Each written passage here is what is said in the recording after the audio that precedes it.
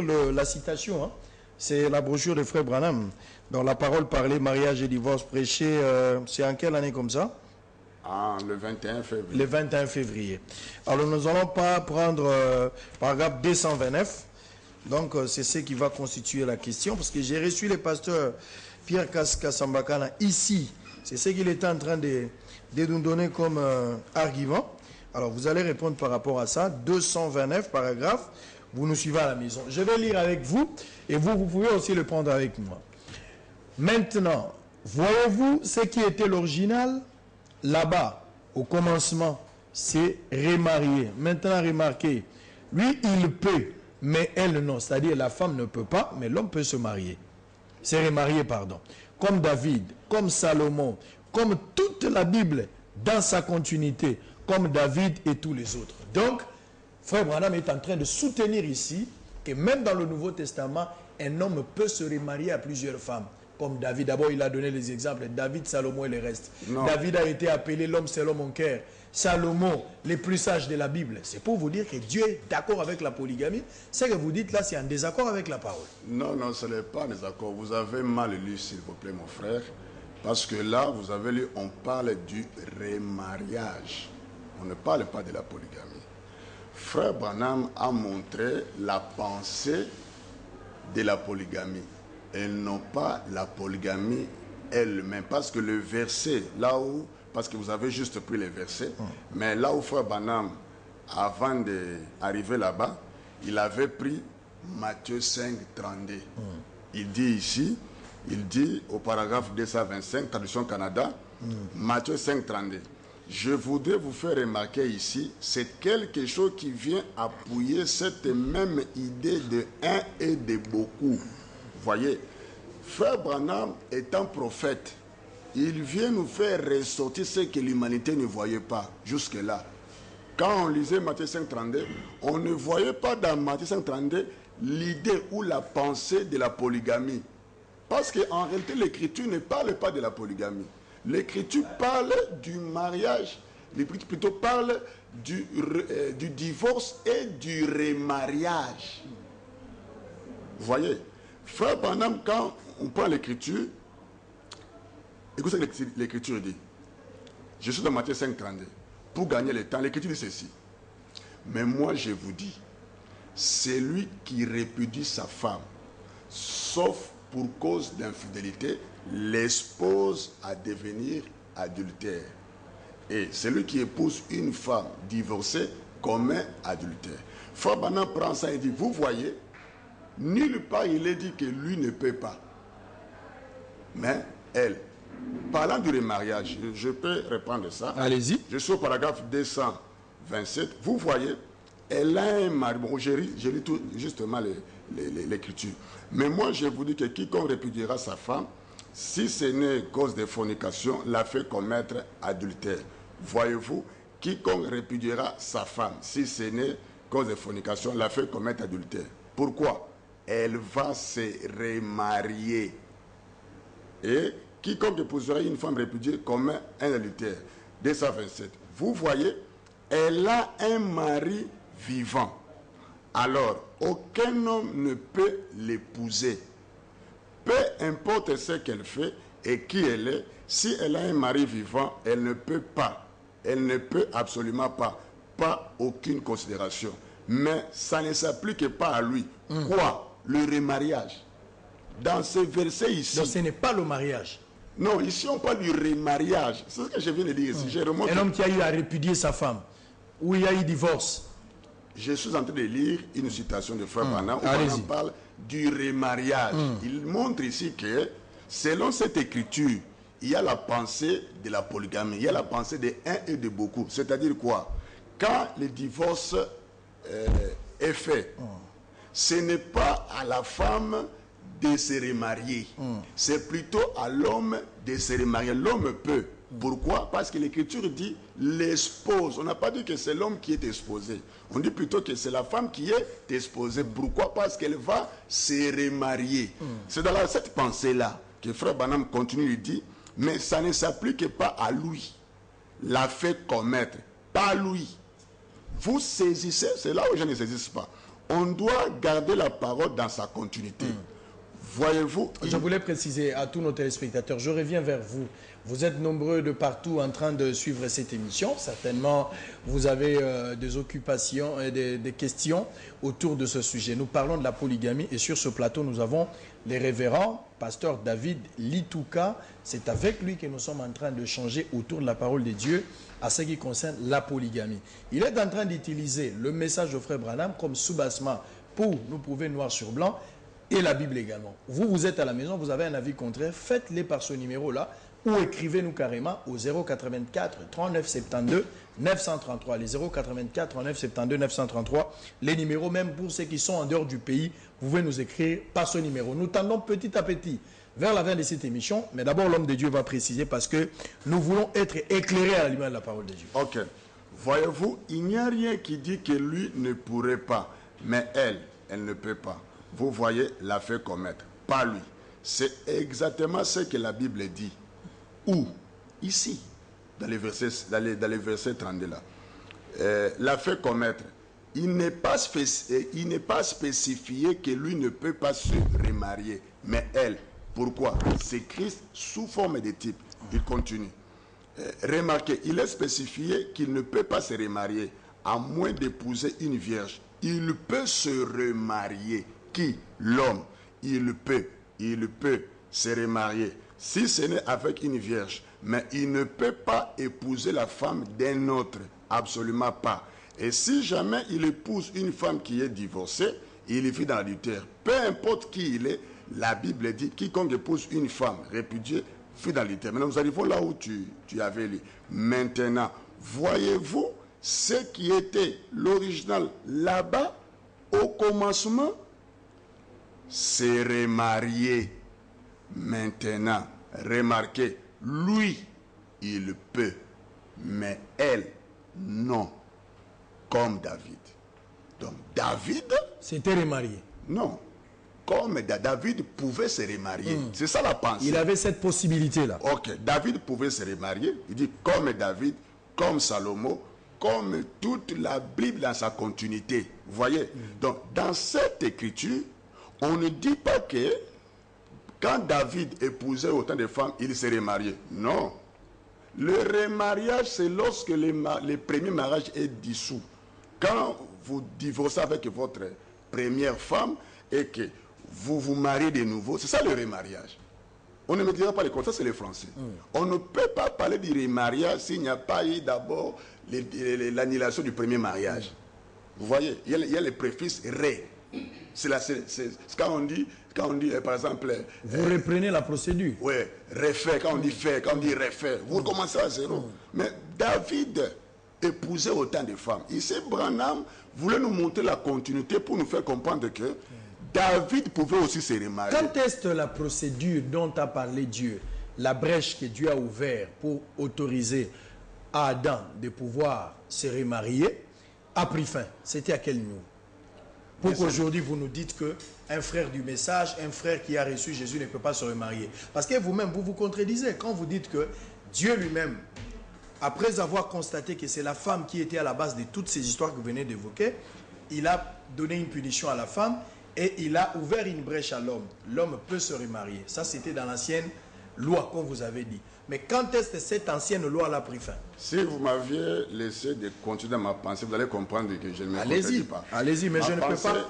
Ma pensée était celle-ci.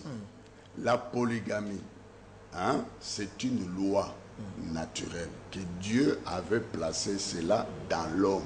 Nous sommes des mammifères. Dans sa volonté parfaite. Je ne disconviens pas. C'est Dieu qui l'a fait, non? Et Dieu, en second lieu, a établi une autre nature par le sexe, la polygamie, partout. Un mâle et de nombreuses femelles. Nous sommes d'accord là-dessus, n'est-ce pas? Maintenant, cette loi-là, ça se trouve chez vous, ça se trouve chez moi. Vous voyez, cette loi-là est dans la chair. Dieu a établi cette loi-là dans le sexe. C'est pourquoi on appelle ça la loi du sexe. C'est une loi, c'est une nature qui est dans chaque sexe que possède un être humain. À moins que vous n'ayez pas de sexe. Si vous avez réellement de sexe, d'ailleurs pour commencer aujourd'hui, nous nous multiplions, nous nous marions. Par les désirs sexuels, non? N'est-ce pas? Alors, cette loi-là est dans le sexe, est dans le désir sexuel. Donc, dans chaque sexe, il y a une loi, donc il y a une nature appelée la polygamie. C'est pourquoi Branham dit ceci. Jusqu'aujourd'hui, que vous soyez chrétien ou pas chrétien, chacun de nous a cette loi-là en lui. Nous sommes des mammifères à sang chaud. Mais le problème est quoi? Quand vous devenez chrétien, c'est là où je voulais répondre directement à votre question. Quand on devient chrétien, à part la loi du sexe, qui est la loi de la chair, Dieu ajoute une autre loi, qui est la loi de l'esprit, c'est-à-dire le Saint-Esprit. Vous lisez ça dans Romains 7, Romains 8. Paul dit là-bas, en Christ, nous sommes libérés de la loi de la chair. Vous voyez? Alors maintenant, cette loi-là, une fois que vous l'avez, ça vous ramène potentiellement au commencement. C'est-à-dire, ce n'est pas que vous avez déjà le corps parfait. Non, non. Les gages là, la compte que vous recevez, le Saint-Esprit, hein, ça étouffe la loi du sexe. Actuellement, c'est pas Branham dit que la polygamie, c'est la vie des cochons. Donner ça à un pêcheur, c'est normal. Si je vois un cochon se vautrer dans les bourbiers là-bas, je ne peux pas les condamner. Si vous osez la faire sortir là-bas, vous risquez de les tuer. Pourquoi? Ça, vous voulez dire qu'un frère polygame n'a pas droit au royaume de Dieu? Non. Un frère qui se marie, un frère rempli du Saint-Esprit. Un frère polygame. Si cette polygamie-là, c'est avant de croire la parole, il vient dans cet état-là, la Bible dit que quand quelqu'un vient, on doit le recevoir tel qu'il est. Là, c'est Dieu qui est le juge.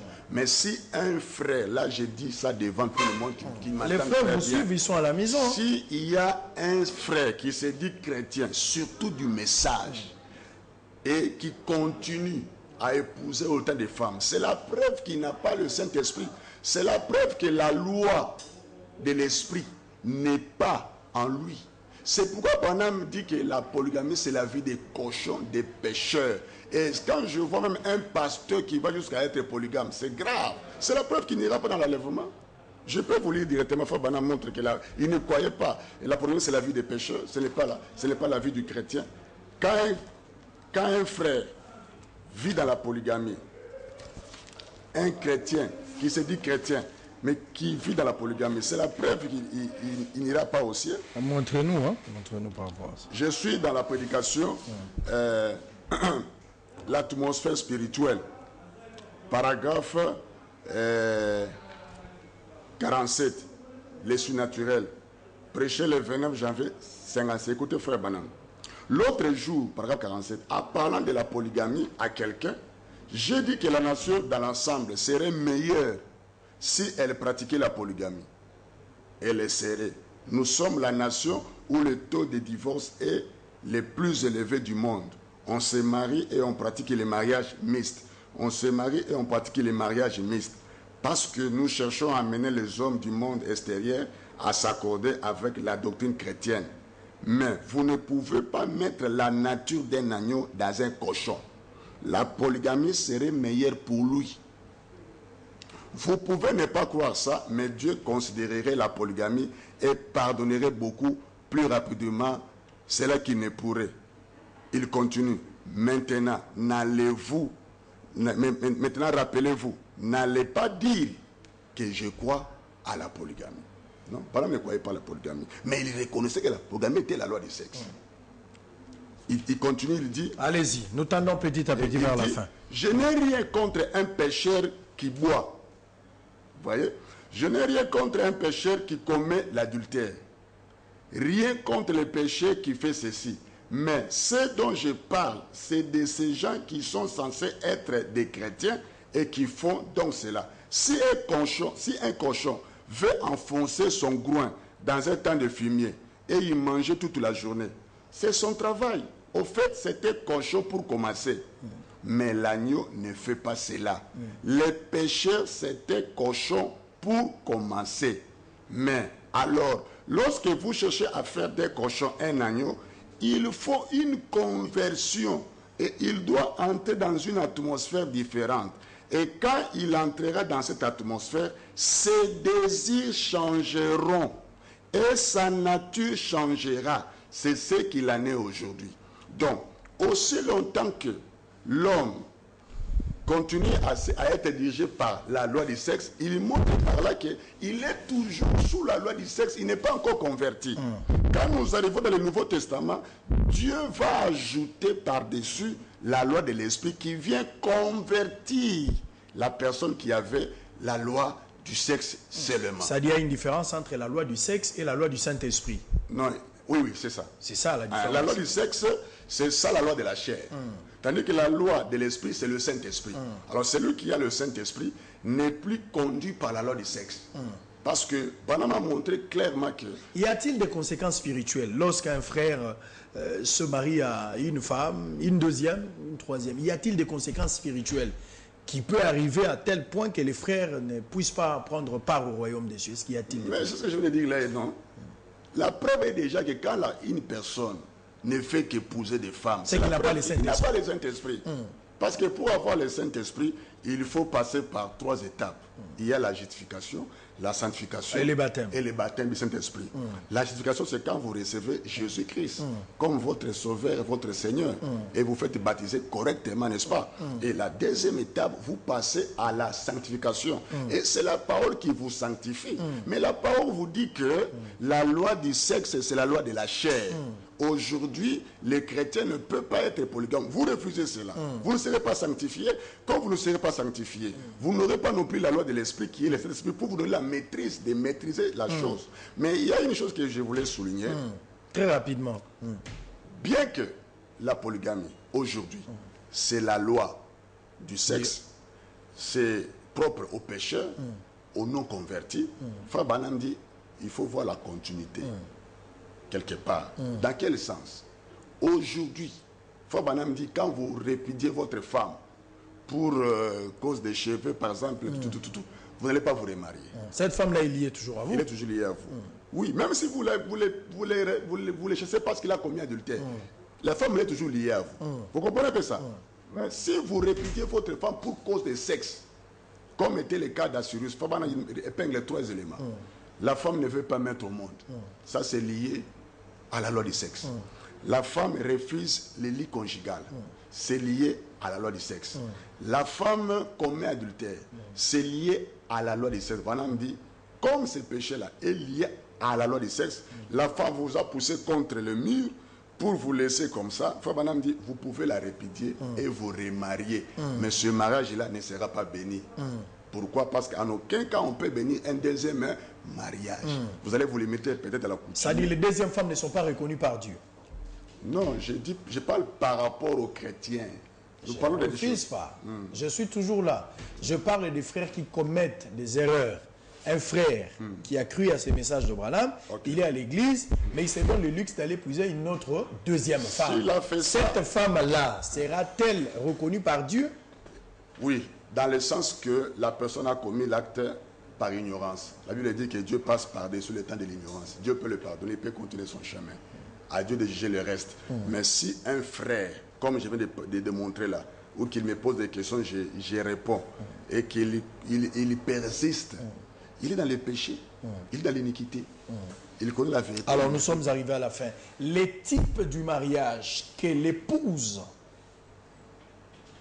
aura après l'enlèvement, c'est les types du mariage polygamique. Ça ne sera pas monogamique. Parce que Paul a dit, je vous ai fiancé à un seul époux. Nous, en tant qu'épouse, nous sommes partout nombreux. Vous êtes épouse, je suis épouse, et le reste, nous sommes fiancés à une seule personne qui est Jésus. Pour dire que la polygamie, c'est le type même du mariage qui est conseillé dans la Bible. Selon le pasteur Cass, comment réagissez-vous? Maintenant, quand nous voyons la nouvelle Jérusalem, notre mère, on ne dit pas des nouvelles Jérusalem, on dit la nouvelle Jérusalem. Vous voyez? Mais nous voyons que cette nouvelle Jérusalem, qui est notre mère, est composée de beaucoup de membres. C'est là que nous voyons les plans de rédemption par rapport à la polygamie. La polygamie, dans le Nouveau Testament, cachait le plan de la rédemption. Dieu, notre créateur, est notre époux. Il peut t'épouser, m'épouser, toi et moi et tout ça. Mais physiquement, la loi du sexe a étouffé cela. Un chrétien aujourd'hui qui brandit la polygamie, ce n'est pas un chrétien. C'est la preuve même palpable qui n'est pas chrétien. Alors regardez aux yeux, le pasteur Kassi vous regarde, nous sommes arrivés à la fin. C'est un bien-aimé avec qui vous avez évolué ensemble à un certain moment, bien que vous ne partagez plus le même sentiment, vous voyez autrement, mais il me regarde maintenant à la maison, donne-lui un message de salut. S'il veut être sauvé, si les frères qui sont à l'église veulent un jour être sauvés, ils doivent écouter ce message très capital et donner votre numéro de téléphone. Oui, je m'adresse plus particulièrement au pasteur Cass. Tu m'écoutes en ce moment. En tout cas, cessez avec le mensonge. Parce que tout ce que vous faites là, ce n'est pas vous qui êtes appelé, qui êtes venu avec ce message. C'est William Branham qui répondra pour ceux qui ont cru ce message. Ne l'oubliez pas, un jour vous passerez au jugement. Vous êtes en train de tromper les gens, montrer aux gens, donner aujourd'hui l'impression comme si c'est Branham qui a prêché la polygamie. Branham, je vais te démontrer clairement, il n'a pas prêché la polygamie. Donc, cessez avec cette histoire. Au cas contraire, le débat est là. Venez nous démontrer que la polygamie, c'est valable jusqu'à aujourd'hui. Comme ça, vous allez voir si vous croyez réellement ces prophètes-là ou vous ne les croyez pas. Mais je vous dirai que vous allez régner les prophètes au plateau ici. Merci. Et pour vous, les frères, cessez avec le fanatisme. Le temps est arrivé pour vous-même de vérifier toutes les déclarations de frère Branham. C'est frère Branham qui est venu avec ce message. C'est à Élie de nous ramener à la foi de nos pères. Ce n'est pas à Éphésiens 4. Le temps est arrivé pour que vous aussi, vous ayez le temps de vérifier. Selon frère Branham, il y a une différence entre la loi du sexe et la loi de l'esprit. La loi du sexe, c'est vrai, c'est pour tout le monde, à cette loi-là. Mais la loi de l'esprit, c'est réservé aux chrétiens. Il n'y a que des chrétiens, en ayant cette loi, ils peuvent étouffer ou convertir cette loi-là au baptême du Saint-Esprit. Donc c'est pour vous dire que si vous n'avez pas le Saint-Esprit, cherchez le Saint-Esprit, sinon vous irez en enfer. Il y a un ciel à gagner, un enfer à éviter. Nous sommes arrivés à la fin. Je vous rappelle que sur ce plateau, nous avons reçu le révérend pasteur David Litouka, responsable de l'église tabernacle du but de Branham, situé dans la commune de Limete, au quartier Kingabois, précisément vers 14e rue Isam-Point-Chaud. Il était notre invité, fidèle téléspectateur. Certainement, vous avez aimé ou vous avez un avis contraire, mais c'était très chaud. Il a expliqué avec dernière énergie, il a donné toutes les précisions possibles que vous ne pouvez pas vous remarier comme ça. Vous avez une femme à la maison, tu vas aller te remarier. Ça, c'est la débauche, c'est l'adultère. Vous voulez vous remarier, votre femme doit partir pour une raison valable, appuyée par les Écritures, l'adultère et les tant d'autres qu'il a évoqués. C'est à ce moment-là que tu pourras prendre une autre femme. Mais vivre avec plusieurs femmes, un arsenal de mamans à la maison, comme le fait le pasteur Kaz, il vit dans l'abomination et il ne peut pas compter un jour arriver au ciel. Il n'a pas le Saint-Esprit. Il n'a pas le Saint-Esprit. Ça, c'est encore grave. Alors, merci. Le numéro du téléphone par lequel vous pouvez appeler l'homme de Dieu. Surtout vous qui êtes en Angola, vous êtes aux États-Unis, à Paris, France, Lubumbashi, vous voulez soutenir l'homme de Dieu également pour que ces messages soient vraiment largement diffusés. Appelez-lui au 089 95 48 et puis 042. 089 95 48 et puis 042, vous appelez l'homme de Dieu, vous l'aurez certainement en direct, il va parler avec vous. Je vais vous laisser. Israël Mutombo qui a présenté cette émission, que Dieu bénisse tous les bien-aimés partout dans le monde, l'épouse à travers le monde.